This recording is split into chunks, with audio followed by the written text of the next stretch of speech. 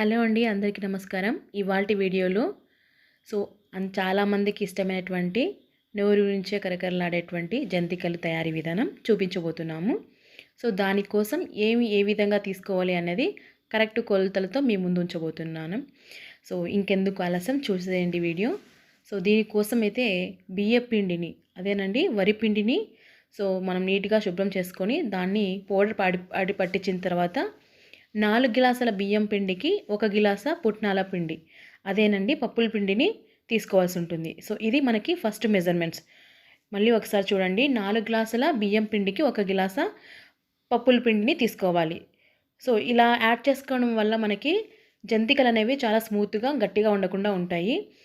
ఇక్కడైతే వీడియోలో మనము 8 గ్లాసుల బియ్యం పిండికి 2 గ్లాసుల పప్పుల పిండిని అయితే యాడ్ చేసుకోవడం అయితే జరుగుతుంది. ఈ విధంగా తీసుకున్న తర్వాత ఈ రెండింటిని కూడా బాగా మిక్స్ చేసుకోవాలి. చాలా బాగా కలుపుకోవాలండి. అలా కలిపిన తర్వాత ఇందులోకి మనం కావాల్సిన ఇంగ్రీడియంట్స్ ఏవైతే యాడ్ చేసుకుంటామో అవన్నీ కూడా కరెక్ట్ మెజర్మెంట్స్తో తీసుకోవాల్సి ఉంటుంది. చాలామందికి జంతికల్లో కొద్దిగా నువ్వులు అలాగే జీలకర్ర వాము వేసుకోవడం అంటే చాలా ఇష్టం. ఇష్టం లేని వాళ్ళు వాటిలో ఏదైనా సరే స్కిప్ చేసుకోవచ్చు.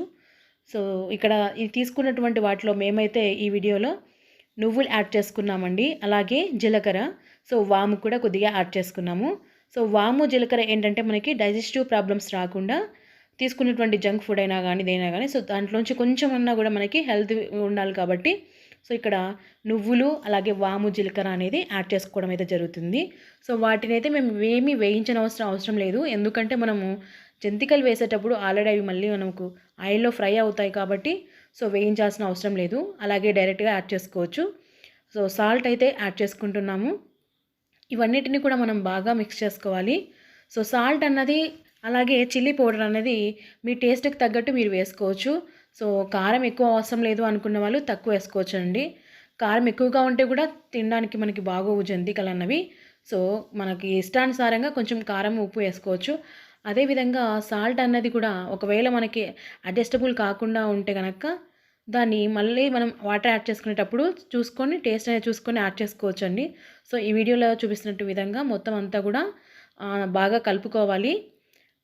ఈ వీడియోలో మనకి ఫుల్ వీడియో అనేది రావట్లేదండి. నెక్స్ట్ పార్ట్లో మళ్ళీ మిగతా అన్నీ కూడా మనం చూస్తాము. ఇప్పటికైతే మాత్రం మనకి ఈ పార్ట్ 1లో పిండిలో మనం ఏమేమి కలుపుకోవాలి, ఎంత మెజర్మెంట్స్తో తీసుకోవాలనేది అయితే క్లియర్ కట్గా చూపించాము. ఇప్పుడు అంతని కూడా చూడండి, అంతా వేసాం కదా. ఇప్పుడు ఈ పిండిని అంతటిని కూడా మనము నీట్గా అంతా మిక్స్ అయిపోయేలాగా బాగా కలుపుకోవాలి. అలాగే నెక్స్ట్ వీడియోలో మనకి పార్ట్ 2లో ఎలా చేయాలనేది చూపిస్తున్నాము, చూడండి. Thank you.